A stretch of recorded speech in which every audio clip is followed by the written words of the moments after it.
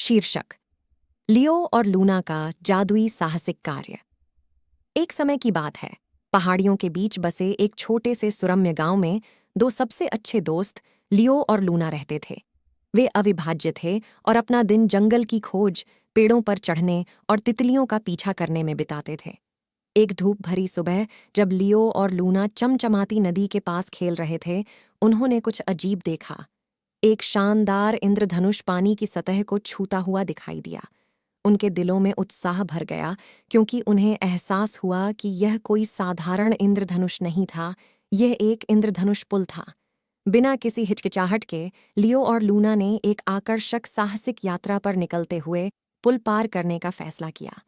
उन्होंने पहले रंगीन मेहराब पर कदम रखा और तुरंत उन्हें एक जादुई देश में ले जाया गया।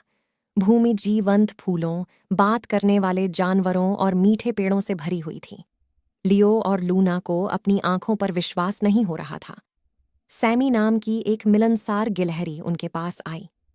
रंगों की भूमि में आपका स्वागत है, सैमी ने कहा, जहां आपकी कल्पना जीवन में आती है। सैमी को अपने मार्गदर्शक के रूप में लेकर बच्चे रंगों की भूमि की खोज के लिए यात्रा पर निकल पड़े। उन्हें नाचते हुए जुगनुओं का सामना करना पड़ा, एक तालाब में लिली के पेड़ पर कूदना पड़ा जहां संगीत बज रहा था, और यहां तक कि एक बुद्धिमान बूढ़े उल्लू के साथ बातचीत भी हुई, जिसने दूर दराज के देशों की कहानियां साझा कीं।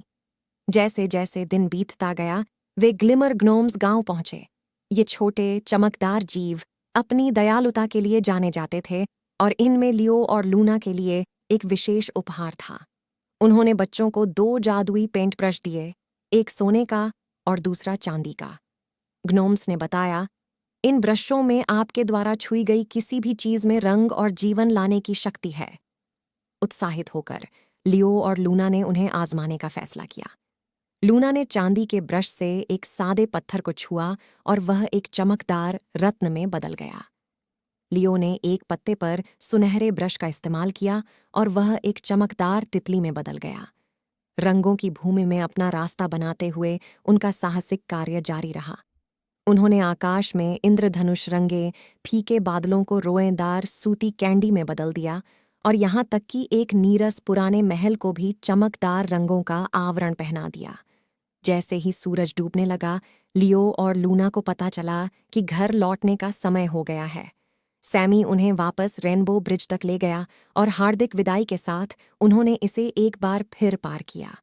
अपने ही गांव में लियो और लूना को कुछ असाधारण चीज का एहसास हुआ।